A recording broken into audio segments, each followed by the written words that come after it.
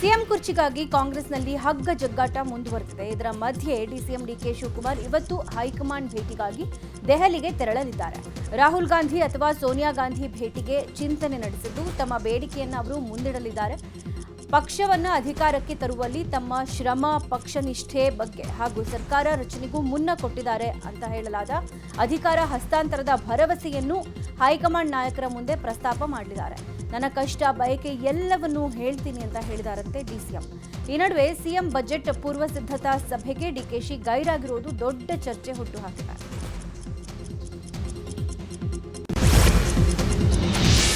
ಕೆನಡಾದಲ್ಲಿ ಕೊಲೆಯಾದ ಕನ್ನಡಿಗ ಚಂದನ್ ಮೃತದೇಹವನ್ನು ತವರಿಗೆ ತರಿಸೋದಾಗಿ ಕೇಂದ್ರ ಸಚಿವ ಸೋಮಣ್ಣ ಭರವಸೆ ಕೊಟ್ಟಿದ್ದಾರೆ. ಈ ಬಗ್ಗೆ ಕೇಂದ್ರಕ್ಕೆ ಮನವಿ ಮಾಡುವುದಾಗಿ ಹೇಳಿದ್ದಾರೆ.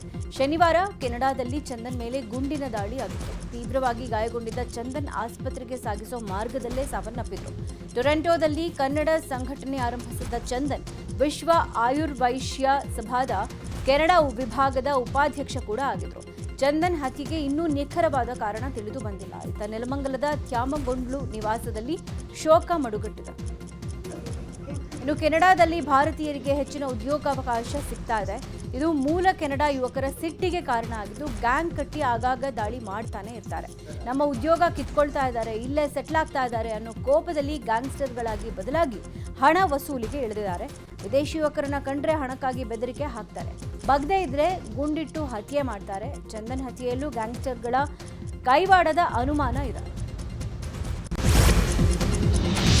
ಬಿಜೆಪಿಯಲ್ಲಿ ರಾಜ್ಯಾಧ್ಯಕ್ಷ ಸ್ಥಾನಕ್ಕಾಗಿ ಭಾರೀ ಕಸರತ್ತು ನಡೀತಾ ಇದೆ. ಇದರ ಮಧ್ಯೆ ಫೆಬ್ರವರಿ 19ರಂದು ಬೆಂಗಳೂರಲ್ಲಿ ರಾಜ್ಯ ಬಿಜೆಪಿ ಕಾರ್ಯಕಾರಿಣಿ ಸಭೆ ನಡೆಯಲಿದೆ. ಸಭೆಗೆ ಬಿಜೆಪಿ ರಾಷ್ಟ್ರೀಯ ನೂತನ ಅಧ್ಯಕ್ಷ ನಿತಿನ್ ನಬೀನ್ ಅವರಿಗೆ ಬಿವೈ ವಿಜಯೇಂದ್ರ ಆಹ್ವಾನ ಕೊಟ್ಟಿದ್ದಾರೆ. ಆದರೆ ಸಭೆಗೆ ಬರೋ ಬಗ್ಗೆ ನಿತಿನ್ ನಬೀನ್ ಇನ್ನೂ ಯಾವುದೇ ನಿರ್ಣಯ ಮಾಡಿಲ್ಲ ಅಂತ ಹೇಳಲಾಗಿದೆ. ಒಂದು ವೇಳೆ ಕಾರ್ಯಕಾರಿಣಿಗೆ ನಿತಿನ್ ನಬೀನ್ ಬಂದರೆ ಬಹುತೇಕ ವಿಜಯೇಂದ್ರ ಅವರೇ ನಾಯಕತ್ವ ಮುಂದುವರಿಸೋ ಬಗ್ಗೆ ಸಂದೇಶ ರವಾನಿಸಲಾಗಿದೆ. ನಿತಿನ್ ನಬೀನ್ ಮುಂದೆ ಶಕ್ತಿ ಪ್ರದರ್ಶನಕ್ಕೆ ವಿಜಯೇಂದ್ರ ಅಂಡ್ ಟೀಮ್ ಸಿದ್ಧತೆ ನಡೆಸ್ತಾ ಇದೆ. ಕುರುಬ ಸಮಾಜಕ್ಕೆ ಎಸ್ಟಿ ಮೀಸಲಾತಿ ಕೊಡಬೇಕು ಅಂತ ಒತ್ತಾಯಿಸಿ ಯಾದಗಿರಿಯಲ್ಲಿ ಜಾಗೃತಿ ಸಮಾವೇಶ ಆಯೋಜನೆ ಮಾಡಲಾಗಿದೆ. ಫೆಬ್ರವರಿ 23ಕ್ಕೆ ಬೃಹತ್ ಜಾಗೃತಿ ಸಮಾವೇಶ ಆಯೋಜನೆ ಮಾಡಲಾಗಿದೆ ಅಂತ ಕುರುಬ ಮುಖಂಡರು ತಿಳಿಸಿದ್ದಾರೆ. ಬೀದರ್, ಕಲಬುರಗಿ, ಯಾದಗಿರಿ ಹಾಗೂ ಜಿಲ್ಲೆಯ ಕುರುಬ ಸಮಾಜವನ್ನ ಎಸ್ಟಿಗೆ ಸೇರಿಸಬೇಕು ಅಂತ ಹೋರಾಟವನ್ನ ಮಾಡಲಿದ್ದಾರೆ. ಈ ಬಗ್ಗೆ ಜಾಗೃತಿ ಮೂಡಿಸುವ ಸಲುವಾಗಿ ರಾಜ್ಯ ಮಟ್ಟದ ಜಾಗೃತಿ ಸಮಾವೇಶ ಹಮ್ಮಿಕೊಳ್ಳಲಾಗಿದೆ. ಸಿಲಿಂಡರ್ ಸೋರಿಕೆ ಅಗ್ನಿ ಅವಘಡ ಸಂಭವಿಸಿರುವ ಘಟನೆ ಬೆಂಗಳೂರಿನ ಕೆಆರ್ಪುರಂನ ಮಂಜುನಾಥ್ ಲೇಔಟ್ನಲ್ಲಿ ನಡೆದಿದೆ. ಘಟನೆಯಲ್ಲಿ ಪೂರ್ಣಿಮಾ ಹಾಗೂ ವೆಂಕಟೇಶ್ ಅನ್ನೋರು ಗಂಭೀರವಾಗಿ ಗಾಯಗೊಂಡಿದ್ದು ಆಸ್ಪತ್ರೆಗೆ ದಾಖಲಾಗಿದ್ದಾರೆ. ಬಾಡಿಗೆದಾರರು ಗ್ಯಾಸ್ ಆನ್ನಲ್ಲಿಟ್ಟು ಹೊರಗೆ ಹೋದಾಗ ಗ್ಯಾಸ್ ಸೋರಿಕೆ ಆಗಿದೆ. ಗ್ಯಾಸ್ ಸೋರಿಕೆ ತಡೆಯೋಕೆ ಹೋದ ಮನೆ ಮಾಲೀಕ ಲೈಟ್ ಸ್ವಿಚ್ ಹಾಕ್ತಾ ಇದ್ದಂತೆ ಸಿಲಿಂಡರ್ ಸ್ಫೋಟವಾಗಿ ಇಡೀ ಮನೆ ಧಗಧಗಿಸಿದೆ. ಸ್ಥಳಕ್ಕೆ ಅಗ್ನಿಶಾಮಕ ಸಿಬ್ಬಂದಿ ದೌಡಾಯಿಸಿ ಬೆಂಕಿ ನಂದಿಸಿದ್ದಾರೆ. ಗ್ಯಾಸ್ ಸೋರಿಕೆಯ ಅವಘಡಗಳು ಬೆಂಗಳೂರಿನಲ್ಲಿ ಆಗಾಗ ನಡೀತಾನೆ ಇರ್ತದೆ. ಅದೇ ರೀತಿಯಾಗಿ ಕೆಆರ್ಪುರಂ ಪೊಲೀಸ್ ಠಾಣಾ ವ್ಯಾಪ್ತಿಯ ಮಂಜುಶ್ರೀ ಲೇಔಟ್ನಲ್ಲಿ ಸಂಜೆ 6:30 ವೇಳೆಗೆ ಅವಘಡ ಆಗಿರುವಂಥದ್ದು. ಅದರಲ್ಲಿ ಇಬ್ಬರು ಗಂಭೀರವಾಗಿ ಗಾಯಗೊಂಡಿದ್ದಾರೆ. ಸದ್ಯ ನಾವೀಗ ಘಟನಾ ಸ್ಥಳದಲ್ಲಿದ್ದೇವೆ. ಅಂದರೆ ಇಲ್ಲಿ ಪ್ರಮುಖವಾಗಿ ಅಂದರೆ ಈ ಮನೆಯಲ್ಲಿ ಏನು ವಾಸವಾಗಿದ್ರು ಬಾಡಿಗೆದಾರರು ಅವ್ರಿಗೆ ಯಾವುದೇ ರೀತಿಯ ಅಪಾಯ ಆಗಿಲ್ಲ. ಆದರೆ ಇದರಿಂದ ಪಕ್ಕದ ಮನೆಯ ನಿವಾಸಿ ವೆಂಕಟೇಶ್ ಅಂತೇಳಿ, ಆ ಜೊತೆಯಲ್ಲಿ ಮನೆಯ ಮಾಲೀಕರಾಗಿರುವಂತಹ ಪೂರ್ಣಿಮಾ ಅಂತೇಳಿ ಇಬ್ಬರಿಗೂ ಕೂಡ ಗಂಭೀರ ಗಾಯಗಳಾಗಿರುವಂಥದ್ದು. ಅಂದರೆ 6:30 ಸುಮಾರಿಗೆ ಅಂದರೆ ಇವರಿಬ್ಬರು ಮನೆಯಲ್ಲಿ ಇರುವಂಥವ್ರು ಏನು ಮಾಡಿದ್ದಾರೆ, ಅವರು ಮನೆ ಕೆಲಸಕ್ಕೆ ಅಂತೇಳಿ ಹೊರಗಡೆ ಹೋಗಿದ್ದಾರೆ. ಆ ಸಂದರ್ಭದಲ್ಲಿ ಮನೆಯಿಂದ ಗ್ಯಾಸ್ ಸೋರಿಕೆಯಾಗಿ ತುಂಬ ವಾಸನೆ ಬಂದಿದೆ. ಆ ಸಂದರ್ಭದಲ್ಲಿ ಪಕ್ಕದ ಮನೆಯ ನಿವಾಸಿ ವೆಂಕಟೇಶ್ ಅನ್ನೋರು ಮನೆ ಮಾಲೀಕರಾಗಿರುವಂಥ ಪೂರ್ಣಿಮಾ ಅನ್ನೋರಿಗೆ ಪಕ್ಕದ ಮನೆಯೇನೋ ವಾಸನೆ ಬರ್ತಾ ಇದೆ, ಗ್ಯಾಸ್ ವಾಸನೆ ಬರ್ತಾ ಇದೆ ಅಂತೇಳಿ ಅವರು ಮಾಲೀಕರಿಗೆ ಹೇಳಿರುವಂಥದ್ದು. ಆ ಸಂದರ್ಭದಲ್ಲಿ ಮನೆ ಮಾಲೀಕರಾಗಿರುವಂಥ ಪೂರ್ಣಿಮಾ ಹಾಗೂ ಅವ್ರ ಪಕ್ಕದ ಮನೆ ನಿವಾಸಿ ವೆಂಕಟೇಶ್ ಇಬ್ಬರು ಕೂಡ ಅವ್ರ ಮನೇಲಿ ಬಂದು ಡೋರ್ ಓಪನ್ ಮಾಡಿ ಲೈಟ್ ಆನ್ ಮಾಡಿದ್ದಾರೆ. ಲೈಟ್ ಆನ್ ಮಾಡ್ತಾ ಇದ್ದಂತೆ ದೊಡ್ಡ ಮಟ್ಟದಲ್ಲಿ ಸ್ಫೋಟಗೊಂಡಿದೆ. ಮನೆಯಲ್ಲಿದ್ದಂತಹ ಚಲ್ಲಾಪಿಲ್ಲಿಯಾದಂಥ ವಸ್ತುಗಳು ಸುಟ್ಟು ಕರಕಲಾಗಿರುವಂಥದ್ದು. ಅನಂತರ ಇಬ್ಬರು ಕೂಡ ಗಂಭೀರವಾಗಿ ಗಾಯಗೊಂಡಿದ್ದಾರೆ. ನೋಡ್ಬೋದು, ಅಗ್ನಿಶಾಮಕ ಸುಮಾರು 3-4 ಅಗ್ನಿಶಾಮಕ ದಳದ ವಾಹನ ಸಿಬ್ಬಂದಿ ಬಂದು ಬೆಂಕಿ ನಂದಿಸುವಂಥ ಕಾರ್ಯ ಮಾಡಿದ್ದಾರೆ. ಮತ್ತು ಸ್ಥಳಕ್ಕೆ ಪೊಲೀಸರು ಕೂಡ ಭೇಟಿ ಕೊಟ್ಟು ಅವರು ಕೂಡ ಪರಿಶೀಲನೆಯನ್ನು ಮಾಡಿರುವಂಥದ್ದು. ಅದೃಷ್ಟವಶಾತ್ ಅಂದರೆ ಈ ಒಂದು ಸೋರಿಕೆಯಾಗಿ ವಾಸನೆ ಬಂದಂಥ ಸಂದರ್ಭದಲ್ಲಿ ಅಟ್ಲೀಸ್ಟ್ ಅವರು ಡೋರೆಲ್ಲ ಓಪನ್ ಮಾಡಿ ಸುಮ್ಮನಾಗಿದ್ದರೆ ಯಾವುದೇ ರೀತಿ ಸಮಸ್ಯೆ ಆಗ್ತಾ ಇರಲಿಲ್ಲ. ಆದರೆ ಇದ್ದಕ್ಕಿದ್ದಂತೆ ಆನ್ ಮಾಡಿದರೆ ಮನೆ ಒಳಗಡೆ ತುಂಬ ಎಲ್ಲ ಕೂಡ ಗ್ಯಾಸ್ ಸೋರಿಕೆಯಾಗಿ ಏನೊಂದು ಸ್ಟೋರೇಜ್ ಆಗಿತ್ತು, ಇವರು ಲೈಟ್ ಆನ್ ಮಾಡ್ತಾ ಇದ್ದಂತೆ ಅದು ಸ್ಪಾರ್ಕ್ ಆಗಿ ದೊಡ್ಡ ಮಟ್ಟದಲ್ಲಿ ಬ್ಲಾಸ್ಟ್ ಆಗಿರುವಂಥದ್ದು. ಅದರ ಪರಿಣಾಮವಾಗಿ ಇಲ್ಲಿ ಪಕ್ಕದ ಮನೆಯಲ್ಲೂ ಕೂಡ ಏನೊಂದು ಸಿಲಿಂಡರ್ ಇತ್ತು, ಯಾವುದೇ ರೀತಿಯಾದಂಥ ಅದೃಷ್ಟವಶಾತ್ ಯಾವ ಸಮಸ್ಯೆ ಆಗಲಿಲ್ಲ. ಆನಂತರ ಇಲ್ಲಿ ಗಾಯಾಳುಗಳನ್ನು ಈಗ ಒಬ್ಬರು ಪೂರ್ಣಿಮಾನವರನ್ನು ವಿಕ್ಟೋರಿಯಾ ಆಸ್ಪತ್ರೆಗೆ ಶಿಫ್ಟ್ ಮಾಡಿರುವಂಥದ್ದು. ಬೆಂಕಿಯ ತೀವ್ರತೆಗೆ ವಸ್ತುಗಳೆಲ್ಲವೂ ಕೂಡ ಸುಟ್ಟು ಕರಕಲಾಗಿರುವಂಥದ್ದು ನೋಡ್ಬೋದು. ಮನೆಯ ಸಂಪೂರ್ಣವಾಗಿ ಹಾನಿಯಾಗಿರುವಂಥದ್ದು. ಸದ್ಯ ಅಗ್ನಿಶಾಮಕ ಸಿಬ್ಬಂದಿ ಬೆಂಕಿ ನಂದಿಸುವಂಥ ಕಾರ್ಯ ಮಾಡಿದ್ದಾರೆ ಮತ್ತು ಗಾಯಾಳುಗಳನ್ನು ಆಸ್ಪತ್ರೆಗೆ ಶಿಫ್ಟ್ ಮಾಡಿರುವಂಥದ್ದು. ಆದರೆ ಪದೇ ಪದೇ ಈ ರೀತಿಯ ಘಟನೆಗಳು ನಗರದಲ್ಲಿ ಮರುಕಳಿಸ್ತಲೇ ಇರುವಂಥದ್ದು ಮತ್ತು ಜನರು ಕೂಡ ಜಾಗೃತರಾಗಬೇಕಾಗುತ್ತೆ. ಅಂದರೆ ಈ ರೀತಿಯಾದಂಥ ಸಂದರ್ಭಗಳು ಬಂದಂಥ ಸಂದರ್ಭದಲ್ಲಿ ಈ ರೀತಿಯಾದರೆ ಗ್ಯಾಸ್ ಸೋರಿಕೆ ಆಗುವಂಥ ಅದಕ್ಕೆಲ್ಲ ಕೂಡ ಮುನ್ನೆಚ್ಚರಿಕಾ ಕ್ರಮಗಳನ್ನು ವಹಿಸಬೇಕಾಗುತ್ತೆ. ನಿರ್ಲಕ್ಷ್ಯ ವಹಿಸುವಂಥ ನಿಟ್ಟಿನಲ್ಲಿ ಈ ರೀತಿಯ ಸಮಸ್ಯೆಗಳಾಗುತ್ತೆ. ಎಲ್ಲೋ ಒಂದು ಕಡೆ ಗ್ಯಾಸ್ ಆನ್ ಮಾಡಿಬಿಟ್ಟು ಹೋಗಿರುವಂಥದ್ದು ಮತ್ತು ಏನಾದರೂ ಲೀಕೇಜ್ ಗ್ಯಾಸ್ ಏನೊಂದು ಕನೆಕ್ಟ್ ಮಾಡ್ತೀವಿ ಅಲ್ಲಿಗೆ ಲೀಕೇಜ್ ಆಗುವಂಥದ್ದು ಏನಾದರೂ ಕಂಡು ಬಂದರೆ ಅದಕ್ಕೆ ಬೇರೆ ರೀತಿಯಾದಂಥ ಮುಂಜಾಗ್ರತಾ ಕ್ರಮಗಳನ್ನು ವಹಿಸಬೇಕಾಗುತ್ತೆ. ನೋಡಿ ಮನೆಯವರಿಗೆ ಯಾವುದೇ ರೀತಿಯ ಸಮಸ್ಯೆ ಆಗಿಲ್ಲ, ಆದರೆ ಏನೋ ಒಂದು ವಾಸನೆ ಬರ್ತಾ ಇದೆ ಅಂತ ಪಕ್ಕದ ಮನೆಯವರು ನೋಡೋಕೆ ಹೋದಂಥ ಸಂದರ್ಭದಲ್ಲಿ ಅವ್ರು ಮಾಡ್ಕೊಂಡಿರುವಂತಹ ಅಚಾತುರ್ಯದಿಂದ ಈ ರೀತಿಯಾದಂಥ ದೊಡ್ಡ ಅನಾಹುತ ಆಗಿರುವಂಥದ್ದು. ಗಾಯಾಳುಗಳನ್ನು ಈಗ ಆಸ್ಪತ್ರೆಗೆ ಶಿಫ್ಟ್ ಮಾಡಿದ್ದಾರೆ. ಗಂಭೀರವಾಗಿ ಗಾಯಗೊಂಡಿರುವಂಥವ್ರನ್ನ ಈಗ ಚಿಕಿತ್ಸೆಯನ್ನು ಕೊಡಲಾಗ್ತಾ ಇದೆ. ನೋಡಬೇಕು ಮುಂದೆ ಏನು ಸಮಸ್ಯೆ ಆಗುತ್ತೆ ಅನ್ನೋದು ಕೂಡ ಅವ್ರಿಗೆ ಹೆಲ್ತ್ ಕಂಡೀಷನ್ಸ್ ಹೇಗಿರೋ ಅನ್ನೋದು ಆಸ್ಪತ್ರೆಗೆ ಗೊತ್ತಾಗಬೇಕಾಗಿರುವಂಥದ್ದು. ಇನ್ನಾದರೂ ಕೂಡ ನಗರದ ನಿವಾಸಿಗಳು ಈ ರೀತಿಯಾದಂಥ ಸಂದರ್ಭಗಳಲ್ಲಿ ಅವರು ಕೂಡ ಮುಂಜಾಗ್ರತೆಯನ್ನು ವಹಿಸಬೇಕು ಅನ್ನೋದೇ ನಮ್ಮ ಆಶಯ. ಕ್ಯಾಮರಾ ಪರ್ಸನ್ ಶಿವಪ್ಪ ಜೊತೆ ಗಂಗಾಧರ್ ವಕ್ಟ, ನ್ಯೂಸ್ 18 ಬೆಂಗಳೂರು. ಸಿದ್ದಾಪುರ ವಸಂತ್ ನಾಯಕ್ ಕೊಲೆ ಪ್ರಕರಣ ಸಂಬಂಧ ತನಿಖೆ ಚುರುಕುಗೊಂಡಿದೆ. ಈಗಾಗಲೇ ಕಮಲಾಕರ್ ಭಟ್ ಮತ್ತು ಸುಚಿತ್ರಾ ಗ್ಯಾಂಗ್ ಅನ್ನ ಪೊಲೀಸರು ಬಂಧಿಸಿದ್ದಾರೆ. ಇನ್ನು ಪ್ರಕರಣ ದಾಖಲಾಗ್ತಾ ಇದ್ದಂತೆ ಸುಚಿತ್ರಾಳ ಒಂದೊಂದೇ ಕ್ರಿಮಿನಲ್ ಆಟ ಬಟಾ ಬಯಲಾಗಿದೆ. ಸುಚಿತ್ರಾ ನಮ್ಮ ಮನೆಗೆ ಹೊಂದಾಣಿಕೆ ಆಗಲ್ಲ ಅಂತ ಊರ ಹೊರಗೆ ಗಂಡ ಮನೆ ಮಾಡಿ ಕೊಟ್ಟಿದ್ರಂತೆ. ಆದರೆ ಸುಚಿತ್ರಾ ಗಂಡ ಇಲ್ಲದ ಹೊತ್ತಲ್ಲಿ ಪರ ಪುರುಷರ ಜೊತೆಗೆ ಪಾರ್ಟಿ ಡಾನ್ಸ್ ಮಾಡ್ತಾ ಇದ್ರಂತೆ. ಈ ಬಗ್ಗೆ ಅಕ್ಕಪಕ್ಕದ ಜನ ಪೊಲೀಸರಿಗೆ ಮಾಹಿತಿ ಕೊಟ್ಟಿದ್ದಾರೆ. ಈ ಬಗ್ಗೆ ಪ್ರಶ್ನೆ ಮಾಡಿದ್ದಕ್ಕೆ ಪೊಲೀಸರಿಗೂ ಆವಾಜ್ ಹಾಕಿದ್ಲಂತೆ ಸುಚಿತ್ರಾ. ಇನ್ನು ವಸಂತ್ ನಾಯಕ್ ಕೊಲೆ ಕೇಸ್ನಲ್ಲಿ ಮತ್ತೋರ್ವನ ಬಂಧನ ಆಗಿದೆ. ಕಮಲಾಕರ್ ಭಟ್ ಹಾಗೂ ಸುಚಿತ್ರಾಗೆ ಆಪ್ತನಾಗಿದ್ದ ವಿನಯ್ ಅನ್ನುವವನನ್ನ ಬಂಧಿಸಲಾಗಿದೆ. ಕೊಲೆಗೆ 3 ಮುಸ್ಲಿಂ ಯುವಕರನ್ನು ಕಳುಹಿಸಿದ್ದೇ ಈ ವಿನಯ್ ಅನ್ನೋ ಮಾಹಿತಿ ಈಗ ಸಿಕ್ಕಿದೆ. ಚಿತ್ರದುರ್ಗದ ರೇಣುಕಾಸ್ವಾಮಿ ಕೊಲೆ ಪ್ರಕರಣ ಸಂಬಂಧ ಇವತ್ತು ಸೆಷನ್ಸ್ ಕೋರ್ಟ್ನಲ್ಲಿ ಸಾಕ್ಷಿಗಳ ವಿಚಾರಣೆ ನಡೆಯುತ್ತೆ.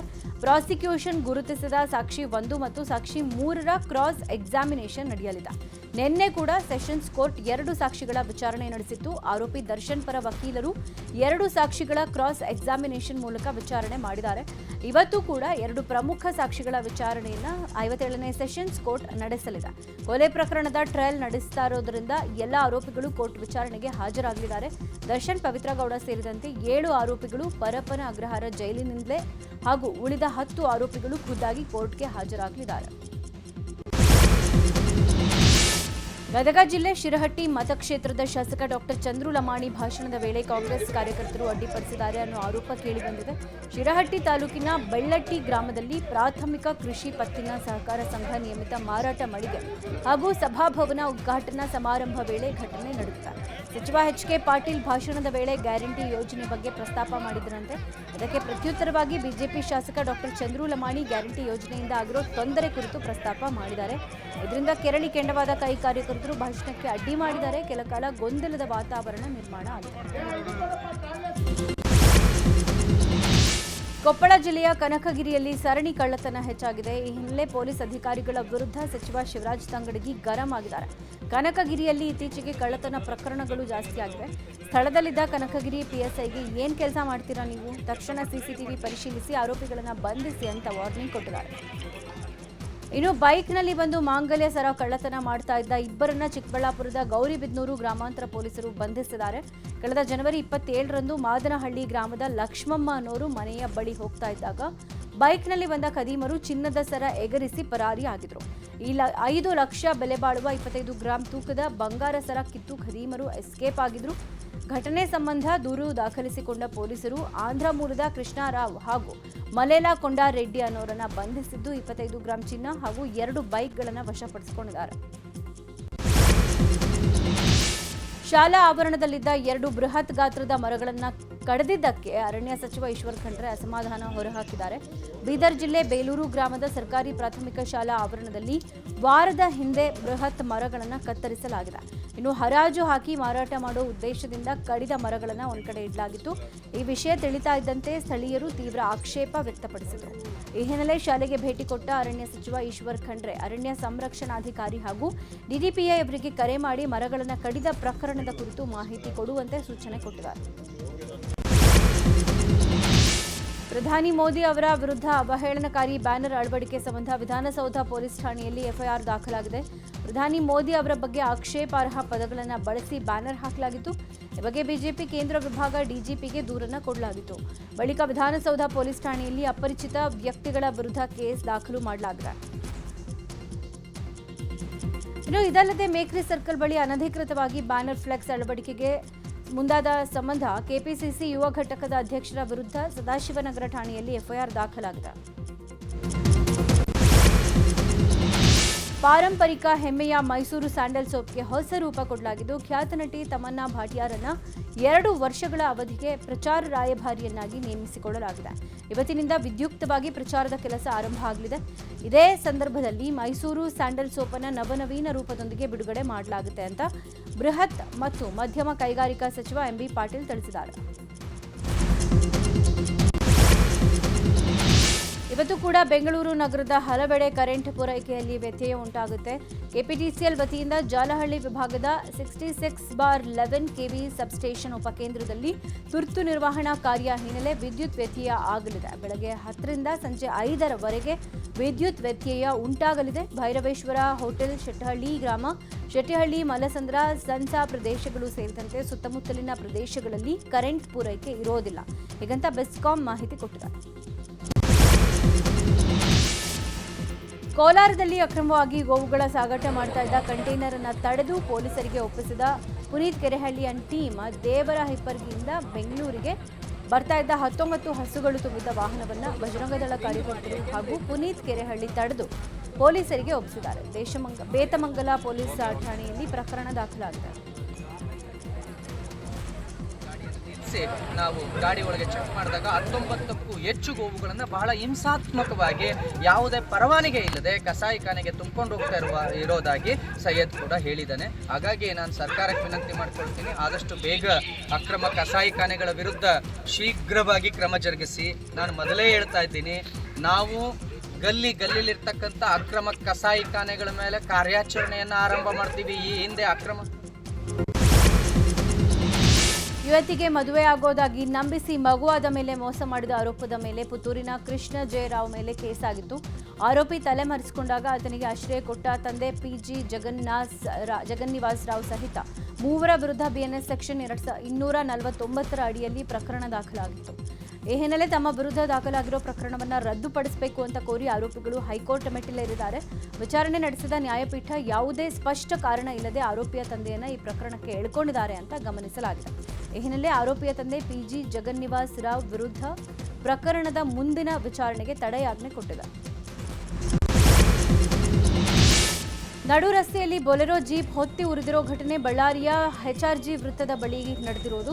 ಹೊಸಪೇಟೆಯಿಂದ ಬಳ್ಳಾರಿಗೆ ಬರ್ತಾ ಇದ್ದ ಬೊಲೆರೋ ಜೀಪ್ನ ಇಂಜಿನ್ನಲ್ಲಿ ಬೆಂಕಿ ಕಾಣಿಸಿಕೊಂಡಿದೆ. ಕೂಡಲೇ ಜೀಪ್ ಸೈಡ್ ಹಾಕಲಾಗಿದ್ದು ಯಾವುದೇ ಪ್ರಾಣಾಪಾಯ ಸಂಭವಿಸಿಲ್ಲ. ಇನ್ನು ಸ್ಥಳಕ್ಕೆ ಆಗಮಿಸಿದ ಅಗ್ನಿಶಾಮಕ ಸಿಬ್ಬಂದಿ ಬೆಂಕಿ ನಂದಿಸಿದ್ದಾರೆ. ಘಟನೆ ಸಂಬಂಧ ಬಳ್ಳಾರಿ ಟ್ರಾಫಿಕ್ ಪೊಲೀಸ್ ಠಾಣೆಯಲ್ಲಿ ಪ್ರಕರಣ ದಾಖಲಾಗಿದೆ. ವಿಜಯನಗರ ಜಿಲ್ಲೆಯ ಹರಪನಹಳ್ಳಿ ತಾಲೂಕು ಸರ್ಕಾರಿ ಆಸ್ಪತ್ರೆಯಲ್ಲಿ ನೂತನ ಡಯಾಲಿಸಿಸ್ ಕೇಂದ್ರ ಹಾಗೂ ಒಪಿಡಿ ಸೌಲಭ್ಯಗಳ ಉದ್ಘಾಟನೆ ಆಗಿದೆ. ಡಯಾಲಿಸಿಸ್ ಕೇಂದ್ರವನ್ನು ಹರಪನಹಳ್ಳಿ ಶಾಸಕಿ ಲತಾ ಮಲ್ಲಿಕಾರ್ಜುನ್ ಉದ್ಘಾಟಿಸಲಿದ್ದಾರೆ. ಹಲವಾರು ವರ್ಷಗಳಿಂದ ಕ್ಷೇತ್ರದ ಜನರು ಈ ಡಯಾಲಿಸಿಸ್ ಕೇಂದ್ರದ ಬೇಡಿಕೆಯನ್ನು ಮುಂದಿಟ್ಟುಕೊಂಡಿದ್ರು. ಕಿಡ್ನಿ ಸಂಬಂಧಪಟ್ಟ ರೋಗಿಗಳು ಜಿಲ್ಲಾ ಕೇಂದ್ರಗಳಾದ ದಾವಣಗೆರೆ, ಹೊಸಪೇಟೆ ಅಥವಾ ಬಳ್ಳಾರಿಗೆ ತೆರಳಬೇಕಾಗ್ತಾ ಇತ್ತು. ಇದರಿಂದಾಗಿ ರೋಗಿಗಳಿಗೆ ಮತ್ತು ಅವರ ಕುಟುಂಬದವರಿಗೂ ಆರ್ಥಿಕ ಹೊರೆ ಆಗ್ತಾ ಇತ್ತು. ಆದರೆ ಇದೀಗ ಈ ಬೇಡಿಕೆ ಈಡೇರಿದೆ.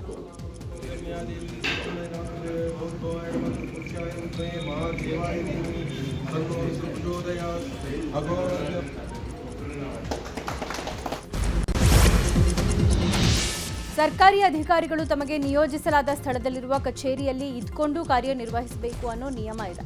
ಸಾರ್ವಜನಿಕರಿಗೆ ಸಕಾಲದಲ್ಲಿ ಸರ್ಕಾರದ ಸೇವೆಗಳನ್ನು ಒದಗಿಸೋಕೆ ಅನುಕೂಲ ಆಗಲಿ ಅನ್ನೋ ಸದುದ್ದೇಶದಿಂದ ಈ ನಿಯಮ ರೂಪಿಸಲಾಗಿದೆ. ಆದರೆ ಮೈಸೂರಿನ ಹುಣಸೂರು ತಾಲೂಕಲ್ಲಿ ಈ ನಿಯಮ ಪಾಲನೆ ಆಗ್ತಾ ಇಲ್ಲ. ಹುಣಸೂರು ತಾಲೂಕಿನಲ್ಲಿ ಸಹಕಾರ ಸಂಘಗಳ ಲೆಕ್ಕ ಪರಿಶೋಧನಾ ಇಲಾಖೆಯ ಸಹಾಯಕ ನಿರ್ದೇಶಕರ ಕಚೇರಿ ಇದೆ. ಕೆಬಿ ಪ್ರಕಾಶ್ ಅನ್ನೋರು ಅಲ್ಲಿಗೆ ಸಹಾಯಕ ನಿರ್ದೇಶಕರಾಗಿ ನೇಮಕ ಆಗಿದ್ದಾರೆ. ಆದರೆ ಈ ಅಧಿಕಾರಿ ಮಾತ್ರ ತಾಲೂಕಲ್ಲಿ ಕೆಲಸ ಮಾಡದೆ ಮೈಸೂರಿನ ಕಾಡಾ ಕಚೇರಿಯಲ್ಲಿ ಇದ್ಕೊಂಡು ಕೆಲಸ ಮಾಡ್ತಾ ಇರೋದು ಸ್ಥಳೀಯರ ಆಕ್ರೋಶಕ್ಕೆ ಕಾರಣ ಆಗಿದೆ. ವಿಜಯಪುರ ಜಿಲ್ಲೆಯ ಬಸವನ ಬಾಗೇವಾಡಿ ಪೊಲೀಸರು ಹಿರಿಯ ನಾಗರಿಕರ ಕುಂದುಕೊರತೆ ಸಮಾಲೋಚನೆ ನಡೆಸಿದ್ದಾರೆ. ಬಸವನ ಬಾಗೇವಾಡಿ ತಾಲೂಕಿನ ದಿಂಡವಾರ ಸೇರಿದಂತೆ ವಿವಿಧ ಗ್ರಾಮಕ್ಕೆ ಭೇಟಿ ನೀಡಿ ಅಲ್ಲಿನ ಹಿರಿಯ ನಾಗರಿಕರನ್ನು ಭೇಟಿಯಾಗಿ ಪೊಲೀಸರು ಸಮಸ್ಯೆ ಆಲಿಸಿದ್ದಾರೆ. ಈ ವೇಳೆ ಸರ್ಕಾರದಿಂದ ಹಿರಿಯ ನಾಗರಿಕರಿಗೆ ಸಿಗಬೇಕಾದ ಸವಲತ್ತು ಮತ್ತು ಆರೋಗ್ಯದ ಬಗ್ಗೆ ಹಲವು ವಿಷಯಗಳ ಬಗ್ಗೆ ಹಿರಿಯ ನಾಗರಿಕರ ಜೊತೆ ಚರ್ಚಿಸಿದರು. ಬಳಿಕ ಏನಾದರೂ ಸಮಸ್ಯೆ ಆದರೆ ಕೂಡಲೇ ಪೊಲೀಸರನ್ನ ಸಂಪರ್ಕ ಮಾಡುವಂತೆ ತಿಳಿಸಿದ್ದಾರೆ. ರಾಜ್ಯದಲ್ಲಿ ಮೊದಲ ಬಾರಿಗೆ ಮಕ್ಕಳ ಹಕ್ಕುಗಳ ವಿಶೇಷ ನಗರಸಭೆ ಕಾರ್ಯಕ್ರಮವನ್ನು ದೊಡ್ಡಬಳ್ಳಾಪುರ ನಗರಸಭೆ ಆವರಣದಲ್ಲಿ ಆಯೋಜಿಸಲಾಗಿತ್ತು. ಯುವ ಸಂಚಲನ ಚಾರಿಟೇಬಲ್ ಟ್ರಸ್ಟ್ ಸಹಯೋಗದ ಅಡಿ ಆಯೋಜನೆ ಮಾಡಲಾಗಿದ್ದ ಮಕ್ಕಳ ವಿಶೇಷ ನಗರಸಭೆ ಕಾರ್ಯಕ್ರಮವನ್ನು ಮಕ್ಕಳ ಆಯೋಗದ ಅಧ್ಯಕ್ಷ ಶಶಿಧರ್ ಕೋಸುಂಬೆ ಉದ್ಘಾಟನೆ ಮಾಡಿದ್ದಾರೆ. ಬಳಿಕ ಮಾತನಾಡಿದ ಅವರು ಸರ್ಕಾರಕ್ಕೆ ನಗರ ಪಟ್ಟಣ ಪ್ರದೇಶಗಳಲ್ಲೂ ಮಕ್ಕಳ ವಿಶೇಷ ನಗರಸಭೆ ಆಯೋಜನೆಯ ಕುರಿತು ಸುತ್ತೋಲೆ ಹೊರಡಿಸುವಂತೆ ಪತ್ರ ಬರೆಯಲಾಗುತ್ತೆ ಅಂತ ಹೇಳಿದ್ದಾರೆ. ಸಭೆಯಲ್ಲಿ ವಿದ್ಯಾರ್ಥಿಗಳು ಶಾಲೆಯಲ್ಲಿನ ಶೌಚಾಲಯ ಸ್ವಚ್ಛತೆ, ನೈರ್ಮಲ್ಯ, ಶಿಕ್ಷಕರ ಕೊರತೆ, ಶಾಲಾ ಕೊಠಡಿಗಳ ಕೊರತೆ, ವಿದ್ಯುತ್, ನೀರು ಸರಬರಾಜು ಸೇರಿದಂತೆ ಕೌಟುಂಬಿಕ ಸಮಸ್ಯೆಗಳನ್ನು ಆಯೋಗದ ಮುಂದೆ ಹೇಳ್ಕೊಂಡಿದ್ದಾರೆ. ಈ ವೇಳೆ ತಕ್ಷಣ ಮಕ್ಕಳ ಆಯೋಗದ ಅಧ್ಯಕ್ಷ ಸಂಬಂಧಪಟ್ಟ ಅಧಿಕಾರಿಗಳಿಗೆ ತಿಳಿಸಿ ತುರ್ತಾಗಿ ಸಮಸ್ಯೆಗಳಿಗೆ ಪರಿಹಾರ ಕೊಟ್ಟು 1 ವಾರದೊಳಗೆ ಅನುಪಾಲನಾ ವರದಿ ಸಲ್ಲಿಸುವಂತೆ ಸೂಚನೆ ಕೊಟ್ಟಿದ್ದಾರೆ. ಹಾಸನ ಜಿಲ್ಲಾ ಪೊಲೀಸ್ ಇಲಾಖೆ ಉತ್ತಮವಾಗಿ ಕಾರ್ಯನಿರ್ವಹಿಸ್ತಾ ಇದೆ. ಆದರೆ ಸಿಬ್ಬಂದಿಯ ಕೊರತೆ ಹಾಗೂ ಮೂಲಭೂತ ಸೌಕರ್ಯಗಳ ಕೊರತೆಯಿಂದ ಒಂದಷ್ಟು ಸಮಸ್ಯೆಗಳಾಗ್ತಾ ಇವೆ. ಈ ಬಗ್ಗೆ ಸರ್ಕಾರದ ಗಮನ ಸೆಳೆಯೋ ಕೆಲಸ ಮಾಡಿದೀವಿ ಅಂತ ಶಾಸಕ ಸ್ವರೂಪ್ ಪ್ರಕಾಶ್ ಹೇಳಿದ್ದಾರೆ. ಇಲಾಖೆಯಲ್ಲಿ ವಾಹನಗಳ ಕೊರತೆ ಇರುವುದು ತನ್ನ ಗಮನಕ್ಕೆ ಬಂದ ನಂತರ ಸ್ಥಳೀಯ ಶಾಸಕರ ಕ್ಷೇಮಾಭಿವೃದ್ಧಿ ನಿಧಿ ಮತ್ತು ಖಾಸಗಿ ಆಸ್ಪತ್ರೆ ಮಾಲೀಕರ ಸಂಘದ ಸಹಯೋಗದಲ್ಲಿ ಒಂದು ಬೊಲೆರೋ ವಾಹನ ಇಡಲಾಗಿದೆ. ಮುಂದಿನ ದಿನಗಳಲ್ಲಿ ಇನ್ನೂ 3 ವಾಹನಗಳನ್ನು ನೀಡೋಕೆ ಯೋಜಿಸಲಾಗಿದೆ. ಹಾಸನ ನಗರ ಭಾಗದಲ್ಲಿ ಪ್ರತಿದಿನ 12 ಲಕ್ಷಕ್ಕೂ ಹೆಚ್ಚು ವಾಹನಗಳು ಸಂಚರಿಸುತ್ತವೆ. ಅದಕ್ಕೆ ಅನುಗುಣವಾಗಿ ಪೊಲೀಸ್ ಇಲಾಖೆಗೆ ಸಿಬ್ಬಂದಿ ನೇಮಕ ಆಗಬೇಕು ಅಂತ ಹೇಳಿದ್ದಾರೆ. ಪೊಲೀಸ್ ವಾಹನ ಕೊರತೆ ಇತ್ತು, ನಮಗೂ ಕೂಡ ಮನವಿಯನ್ನು ಮಾಡಿದರು. ನಾನು ಕೂಡ ನಮ್ಮ ಪ್ರೈವೇಟ್ ಹಾಸ್ಪಿಟಲ್ ಅಸೋಸಿಯೇಷನ್ನ ಅವ್ರಿಗೂ ಕೂಡ ನಾನು ಕೇಳಿಕೊಂಡೆ, ವಿನಂತಿ ಮಾಡಿದಾಗ ಯಾವುದೂ ಕೂಡ ಹಿಂದೆ ಮುಂದೆ ಮಾತಾಡೋದಲ್ಲೇ ಖಂಡಿತವಾಗ್ಲೂ ಕೊಡೋಣ ಅಂತ ಹೇಳಿ ಎಲ್ಲ ನಮ್ಮ ಹಾಸನ ನಗರದಲ್ಲಿರುವಂಥ ಎಲ್ಲ ಆಸ್ಪತ್ರೆಯ ಎಲ್ಲ ನಮ್ಮ ಮಾಲೀಕರು ಮತ್ತೆಲ್ಲ ಸೇರಿ ಒಂದು ಪೊಲೀಸ್ ವಾಹನ ಕೊಡಲಿಕ್ಕೆ 8,17,000 ಮೊತ್ತವನ್ನು ಪ್ರೈವೇಟ್ ಹಾಸ್ಪಿಟಲ್ ಅಸೋಸಿಯೇಷನ್ ಇರ್ಬೋದು ಮತ್ತು ನೌಕರ ಸಂಘದಿಂದ 1 ಲಕ್ಷ ಮೊತ್ತವನ್ನು ಕೊಟ್ಟು ಪೊಲೀಸ್ ಇಲಾಖೆಗೆ ನಮ್ಮ ವಾಹನವನ್ನು ಕೊಟ್ಟಿದ್ದೀವಿ. ವಿವಿಧ ಇಲಾಖೆಗಳ ಸಂಯುಕ್ತಾಶ್ರಯದಲ್ಲಿ ಹುಬ್ಬಳ್ಳಿಯ 3,000 ಮಠದ ಆವರಣದಲ್ಲಿ ಮೆಣಸಿನಕಾಯಿ ಮೇಳ ಆಯೋಜಿಸಲಾಗಿತ್ತು. ಈ ವೇಳೆ ಮೆಣಸಿನಕಾಯಿ ಮೇಳದಲ್ಲಿ ಭರ್ಜರಿ ವಹಿವಾಟು ನಡೆದಿದೆ. 3 ದಿನಗಳ ಕಾಲ ನಡೆದ ಮೇಳದಲ್ಲಿ ಬರೋಬ್ಬರಿ 175.5 ಕ್ವಿಂಟಾಲ್ ಮೆಣಸಿನಕಾಯಿ ಮಾರಾಟ ಮಾಡಿ 87.86 ಲಕ್ಷ ರೂಪಾಯಿ ವಹಿವಾಟು ನಡೆದಿದೆ. 14ನೇ ಬಾರಿಗೆ ಹುಬ್ಬಳ್ಳಿಯಲ್ಲಿ ನಡೆದ ಮೇಳದಲ್ಲಿ ರಾಜ್ಯದ ವಿವಿಧ ಜಿಲ್ಲೆಗಳ ಮೆಣಸಿನಕಾಯಿ ಬೆಳೆಗಾರರು ಭಾಗಿಯಾಗಿದ್ದರು. ಅಲ್ಲದೆ ಉತ್ತರ ಕರ್ನಾಟಕದ ವಿವಿಧ ಜಿಲ್ಲೆಗಳ ಗ್ರಾಹಕರು ರೈತರಿಂದ ನೇರವಾಗಿ ಮೆಣಸಿನಕಾಯಿ ಖರೀದಿಸಿದ್ದಾರೆ. ಬಾಗಲಕೋಟೆಯ ಇಳಕಲ್ ತಾಲೂಕಿನ ಬೂದಿಗಾಳ ಎಸ್ಕೆ ಗ್ರಾಮದಲ್ಲಿ ಕಾಡುಕೋಣ ಪ್ರತ್ಯಕ್ಷವಾಗಿದ್ದು ಗ್ರಾಮಸ್ಥರಲ್ಲಿ ಆತಂಕ ಹೆಚ್ಚಾಗಿದೆ. ಕಾಡುಕೋಣದ ಜಮೀನಿನಲ್ಲಿ ಕಾಡುಕೋಣ ಓಡಾಡ್ತಾ ಇರುವಂತಹ ದೃಶ್ಯ ರೈತರೊಬ್ಬರು ಮೊಬೈಲ್ನಲ್ಲಿ ಸೆರೆ ಮಾಡಿದ್ದಾರೆ. ಈ ದೃಶ್ಯ ಸಾಮಾಜಿಕ ಜಾಲತಾಣಗಳಲ್ಲಿ ವೈರಲ್ ಆಗ್ತಾ ಇದ್ದಂತೆ ಅರಣ್ಯ ಇಲಾಖೆ ಅಧಿಕಾರಿಗಳು ಸ್ಥಳಕ್ಕೆ ಆಗಮಿಸಿದ್ದಾರೆ. ಈ ವೇಳೆ ಕಾಡುಕೋಣವನ್ನು ಸೆರೆ ಹಿಡಿಬೇಕು ಅಂತ ಗ್ರಾಮಸ್ಥರು ಆಗ್ರಹಿಸಿದ್ದಾರೆ. ಭಾರತದ ವಿರುದ್ಧ ಐಸಿಸಿ T20 ವಿಶ್ವಕಪ್ ಪಂದ್ಯ ಆಡಲ್ಲ ಅಂತ ಹೇಳಿದ್ದ ಪಾಕಿಸ್ತಾನ ಈಗ ಉಲ್ಟಾ ಹೊಡೆದಿದೆ. ಶ್ರೀಲಂಕಾದಲ್ಲಿ ಫೆಬ್ರವರಿ 15ರಂದು ನಿಗದಿಯಾಗಿದ್ದ ಭಾರತದ ವಿರುದ್ಧ ಪಂದ್ಯ ಆಡುವಂತೆ ತನ್ನ ಪಾಕ್ ಸರ್ಕಾರ PCBಗೆ ಸೂಚನೆ ಕೊಟ್ಟಿದೆ. ಈ ಮೂಲಕ ಹಲವು ದಿನಗಳ ಬಹಿಷ್ಕಾರದ ನಾಟಕಕ್ಕೆ ಪಾಕಿಸ್ತಾನ ಸರ್ಕಾರ ತೆರೆ ಎಳೆದಿದೆ. ಈ ಮೂಲಕ ಇನ್ನೂ ಶಿವರಾತ್ರಿ ದಿನ ಹೈ ವೋಲ್ಟೇಜ್ ಪಂದ್ಯಕ್ಕೆ ಕ್ಷಣಗಣನೆ ಆರಂಭ ಆದಂತಿದೆ. ಪುರುಷರ T20 ವಿಶ್ವಕಪ್ ನಡುವೆ BCCI ಪುರುಷ ಹಾಗೂ ಮಹಿಳಾ ತಂಡಗಳ ನೂತನ ವಾರ್ಷಿಕ ಗುತ್ತಿಗೆ ಪಟ್ಟಿ ಬಿಡುಗಡೆ ಮಾಡಿದೆ. ಪುರುಷರ ವಾರ್ಷಿಕ ಗುತ್ತಿಗೆ ಪಟ್ಟಿಯಲ್ಲಿ 30 ಆಟಗಾರರು ಸೇರಿದ್ದಾರೆ. ಮಹಿಳೆಯರು 20 ಆಟಗಾರ್ತಿಯರಿದ್ದಾರೆ. ಈ ಬಾರಿ ಗ್ರೇಡ್ ವಿಭಾಗದಲ್ಲಿ ಪ್ರಮುಖ ಬದಲಾವಣೆ ಮಾಡಿರುವ BCCI A+ ಗ್ರೇಡ್ ರದ್ದುಗೊಳಿಸಿದೆ. ಉಳಿದಂತೆ A, B, C ಗ್ರೇಡ್ನಲ್ಲಿ 30 ಆಟಗಾರರಿಗೆ ಸ್ಥಾನ ಕೊಡಲಾಗಿದೆ. ಅದರಂತೆ ಎ ಗ್ರೇಡ್ನಲ್ಲಿ 3 ಆಟಗಾರರು ಸೇರಿದರೆ ಬಿ ಗ್ರೇಡ್ನಲ್ಲಿ 11 ಆಟಗಾರರು ಮತ್ತು ಸಿ ಗ್ರೇಡ್ನಲ್ಲಿ 16 ಆಟಗಾರರು ಸೇರಿದ್ದಾರೆ. ವಿರಾಟ್ ಕೊಹ್ಲಿ ಮತ್ತು ರೋಹಿತ್ ಶರ್ಮಾ ಈ ಹಿಂದೆ A+ ಗ್ರೇಡ್ನಲ್ಲಿದ್ದರು. ಇದೀಗ ಇಬ್ಬರು T20 ಮತ್ತು ಟೆಸ್ಟ್ ಪಂದ್ಯಗಳಿಂದ ನಿವೃತ್ತರಾಗಿದ್ದು ಏಕದಿನ ಸ್ವರೂಪದಲ್ಲಿ ಮಾತ್ರ ಆಡ್ತಾ ಇದ್ದಾರೆ. ಈ ಹಿನ್ನೆಲೆ ಹಿಂಬಡ್ತಿ ನೀಡಲಾಗಿದ್ದು ಬಿ ಗ್ರೇಡ್ನಲ್ಲಿ ಸ್ಥಾನ ಪಡ್ಕೊಂಡಿದ್ದಾರೆ.